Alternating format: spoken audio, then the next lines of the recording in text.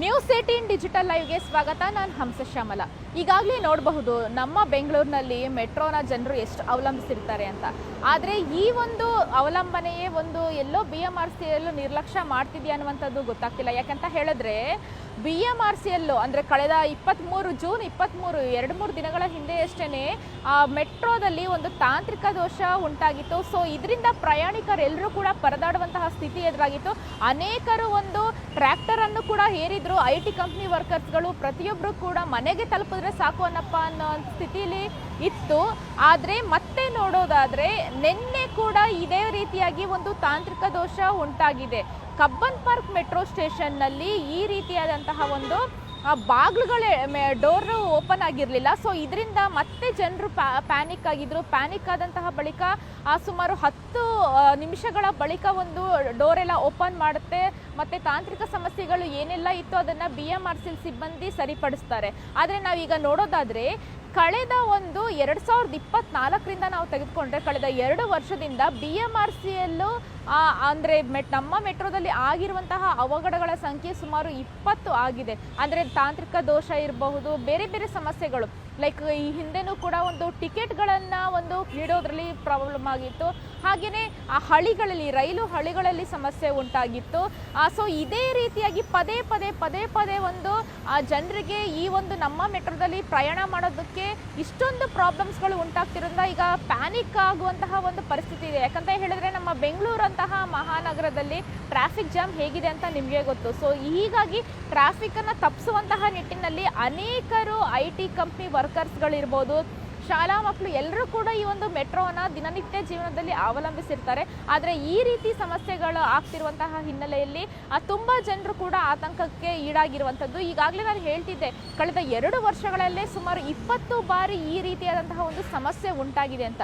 So ಇದನ್ನು ಈಗ ಗಂಭೀರವಾಗಿ ತೆಗೆದುಕೊಳ್ಬೇಕು. BMRCL ಯಾಕೆ ಈ ರೀತಿ ನಿರ್ಲಕ್ಷ್ಯನ ವಹಿಸ್ತಿದೆ ಅನ್ನುವಂಥದ್ದು ನಿಟ್ಟಿನಲ್ಲಿ ಸಂಸದ ತೇಜಸ್ವಿ ಸೂರ್ಯ ಅವರು ಕೂಡ ಆಯುಕ್ತರು ಅಂದರೆ ರೈಲ್ವೆ ಇಲಾಖೆ ಆಯುಕ್ತರು ದಕ್ಷಿಣ ವಿಭಾಗದ ಅವರಿಗೆ ಒಂದು ಪತ್ರವನ್ನು ಬರೆದಿದ್ದಾರೆ. ಅದೇನಂತ ಹೇಳಿದ್ರೆ ಈ ಒಂದು ನಮ್ಮ ಮೆಟ್ರೋದ ಸೇಫ್ಟಿ ಹಾಗೆ ಅದನ್ನು ಯಾವ ರೀತಿ ನಿರ್ವಹಣೆ ಮಾಡ್ತಿದ್ದಾರೆ ಅನ್ನುವಂತಹ ಕುರಿತರ ಬಗ್ಗೆ ಒಂದು ಆಡಿಟನ್ನು ಮಾಡಬೇಕು, ನೀವು ಅದಕ್ಕೆ ಒಂದು ಆದೇಶವನ್ನು ಕೊಡಬೇಕು, ಇದ್ರ ಬಗ್ಗೆ ಗಮನ ಹರಿಸಬೇಕು ಅನ್ನುವಂತಹದ್ದನ್ನು ಈಗ ಪತ್ರದಲ್ಲಿ ಉಲ್ಲೇಖ ಮಾಡಿರುವಂಥದ್ದು. ಯಾಕೆಂತ ಹೇಳಿದರೆ ಎಲ್ಲರಿಗೂ ಕೂಡ ಒಂದು ಈ ರೀತಿ ಪದೇ ಮೆಟ್ರೋದಲ್ಲಿ ಸಮಸ್ಯೆಗಳು ಉಂಟಾಗ್ತಿದ್ರೆ ಯಾರು ತಾನೇ ಮೆಟ್ರೋದಲ್ಲಿ ಹೋಗೋದಕ್ಕೆ ಇಷ್ಟಪಡ್ತಾರೆ. ಸೊ ಏನಾದರೂ ಪ್ರಾಬ್ಲಮ್ಗಳಾಗ್ಬಿಟ್ರೆ ಮುಂದೆ ಅನ್ನುವಂತಹದ್ದನ್ನು ಇದ್ದಾರೆ. ಜನರ ಉಪಯೋಗ ಮಾಡಿದಂತಹ ನಮ್ಮ ಮೆಟ್ರೋ ರೈಲುಗಳೇ ಈಗ ಜನರು ಬರಬೇಕೋ ಇಲ್ಲವೋ ಅನ್ನುವಂತಹ ಒಂದು ಡೌಟ್ಫುಲ್ ಆಗಿರುವಂತಹ ಒಂದು ಪರಿಸ್ಥಿತಿಯನ್ನು ಉಂಟು ಮಾಡ್ತಿದೆ. ಸೊ ಹೀಗಾಗಿ ಸಂಸದ ತೇಜಸ್ವಿ ಸೂರ್ಯ ಅವರು ಈ ಒಂದು ವಿಚಾರವನ್ನು ಗಂಭೀರವಾಗಿ ಪರಿಗಣಿಸಬೇಕು ಅಂತ ಹೇಳಿದ್ದಾರೆ. ಅದರಲ್ಲೂ ಕೂಡ ಇವರು ಮತ್ತೊಂದು ಅಂಶವನ್ನು ಉಲ್ಲೇಖ ಮಾಡಿರುವಂಥದ್ದು ಏನಂತ ಹೇಳಿದ್ರೆ, ಏನಿದು ಮೆಟ್ರೋ ನಮ್ಮ ಮೆಟ್ರೋ ಏನಿದೆ ಅದರಲ್ಲಿ ಪರ್ಪಲ್ ಲೈನ್ ಇದೆ, ಆ ಒಂದು ಪರ್ಪಲ್ ಲೈನಲ್ಲಿ ಅತಿ ಹೆಚ್ಚು ಸಮಸ್ಯೆಗಳು ಉಂಟಾಗ್ತಿದೆ ಅನ್ನುವಂಥದ್ದು. ಸೊ ಪ್ರತಿ ಸರಿ ನಾವು ನೋಡಿದಾಗ ಸುಮಾರು 11 ಬಾರಿ ಈ ಒಂದು 20 ಸರಿ ಏನು ತಾಂತ್ರಿಕ ದೋಷ ಉಂಟಾಗಿದೆ ಅದರಲ್ಲಿ ಬರೋಬ್ಬರಿ 11 ಸರಿ ಪರ್ಪಲ್ ಲೈನ್ನಲ್ಲೇ ಈ ಒಂದು ಸಮಸ್ಯೆ ಉಂಟಾಗಿರುವಂಥದ್ದು ಪ್ರಮುಖವಾಗಿರುವಂತಹ ಅಂಶವಾಗಿದೆ. ಸೊ ಯಾವ ಕಡೆ ಫ್ಲೋ ಜಾಸ್ತಿ ಇದೆ ಆ ಕಡೆನೇ ಈ ರೀತಿ ಯಾಕೆ ಆಗ್ತಿದೆ ಅನ್ನುವಂಥದ್ದು ಕೂಡ ಈಗ ಡೌಟ್ಫುಲ್ ಆಗಿದೆ. ಸೊ ಹೀಗಾಗಿಯೇ BMRCL ಈ ಒಂದು ಮೆಟ್ರೋವನ್ನು ಯಾವ ರೀತಿ ನಿರ್ವಹಣೆ ಮಾಡ್ತಿದೆ ಅನ್ನುವಂಥದ್ದು ಡೌಟ್ಫುಲ್ ಆಗಿ ಕಂಡು ಬಂದಿರೋದ್ರಿಂದ ಜನರ ಅಂದರೆ ಪ್ರಯಾಣಿಕರ ಒಂದು ಒಳ್ಳೆಯ ಉದ್ದೇಶಕ್ಕಾಗಿ ಅವರಿಗೆ ಒಂದು ಪೀಸ್ಫುಲ್ ಒಂದು ಟ್ರಾವೆಲನ್ನು ಒಂದು ಪ್ರಯಾಣವನ್ನು ಕೊಡುವಂತಹ ನಿಟ್ಟಿನಲ್ಲಿ ಈ ಒಂದು ಪತ್ರವನ್ನು ಬರೆದಿದ್ದಾರೆ. ಹಾಗೆಯೇ ಅದರ ಜೊತೆಗೆ ಏನು ಆಡಿಟ್ ಮಾಡುವಂತಹ ಜೊತೆಗೆ ಇದನ್ನು ಮೇಲ್ವಿಚಾರಣೆ ಕೂಡ ಮಾಡಬೇಕು ಅನ್ನುವಂಥದ್ದನ್ನು ಕೂಡ ಇವರು ಉಲ್ಲೇಖಿಸಿರುವಂಥದ್ದು. ಸೊ ಹೀಗಾಗಿಯೇ ನೋಡಬೇಕು, ಮುಂದಿನ ದಿನಗಳಲ್ಲಿ ಮೆಟ್ರೋದಲ್ಲಿ ಇದೇ ರೀತಿ ಸಮಸ್ಯೆಗಳು ಉಂಟಾಗ್ತಿದ್ರೆ ನಿಜವಾಗ್ಲೂ ಜನರು ಮೆಟ್ರೋವನ್ನು ಬಿಟ್ಟು ಮತ್ತೆ ಬಸ್ಸನ್ನು ಹತ್ತುವಂತಹ ಪರಿಸ್ಥಿತಿ ಎದುರಾಗುತ್ತೆ.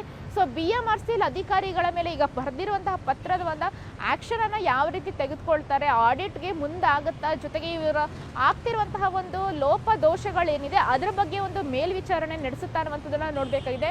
ಸೊ ಮೆಟ್ರೋದಲ್ಲಿ ಓಡಾಡಬೇಕಾದ್ರೆ ಜನರು ಕೂಡ ಸ್ವಲ್ಪ ಎಚ್ಚರಿಕೆಯನ್ನು ವಹಿಸಬೇಕಾಗಿದೆ. ಈ ರೀತಿ ಸಮಸ್ಯೆಗಳು ಉಂಟಾದಾಗ ಪ್ಯಾನಿಕ್ ಆಗದೆ ಒಂದಷ್ಟು ರೀತಿಯಲ್ಲಿ ಅವರು ಕೂಡ ಸಪೋರ್ಟನ್ನು ಮಾಡಬೇಕಾಗುತ್ತೆ. ಸೊ ಈ ರೀತಿಯಾಗಿಯೇ ಈ ಒಂದು ನಮ್ಮ ಮೆಟ್ರೋದಲ್ಲಿ ಆಗ್ತಿರುವಂತಹ ತಾಂತ್ರಿಕ ದೋಷಗಳು ಸರಿಪಡಿಸುತ್ತಾ ಅಥವಾ ಇದೇ ರೀತಿ ಮುಂದುವರಿತಾ BMRCL ಇದ್ರ ಬಗ್ಗೆ ಸ್ಟ್ರಿಕ್ಟಾಗಿ ಏನು ಆ್ಯಕ್ಷನ್ ತೆಗೆದುಕೊಳ್ಳುತ್ತೆ ಅನ್ನುವಂಥದ್ದನ್ನು ನೋಡಬೇಕಾಗಿದೆ. ಇದು ಇವತ್ತಿನ ಡಿಜಿಟಲ್ ಲೈವ್ ಆಗಿತ್ತು. ಮುಂದಿನ ಡಿಜಿಟಲ್ ಲೈವಲ್ಲಿ ಮತ್ತೊಂದು ಸುದ್ದಿಯೊಂದಿಗೆ ಬರ್ತೀನಿ. Thank you. ನಿರ್ಭೀತ, ನಿಷ್ಪಕ್ಷಪಾತ, ವಿಶ್ವಾಸಾರ್ಹ ಸುದ್ದಿಗಳಿಗೆ ಮತ್ತೊಂದು ಹೆಸರಾಗಿರುವಂತ News18 ಕನ್ನಡ ಈಗ ಆಪ್ನಲ್ಲೂ ಲಭ್ಯವಿದೆ. ದಯವಿಟ್ಟು ಇಲ್ಲಿರುವಂತ QR ಕೋಡ್ ಸ್ಕ್ಯಾನ್ ಮಾಡಿಕೊಂಡು ಆಪ್ ಡೌನ್ಲೋಡ್ ಮಾಡೋದಕ್ಕೆ ಮರಿಬೇಡಿ. ನಿಮ್ಮ ಬೆಂಬಲ ಹೀಗೆ ಸದಾ ನಮ್ಮೊಂದಿಗಿರಲಿ. ಧನ್ಯವಾದ.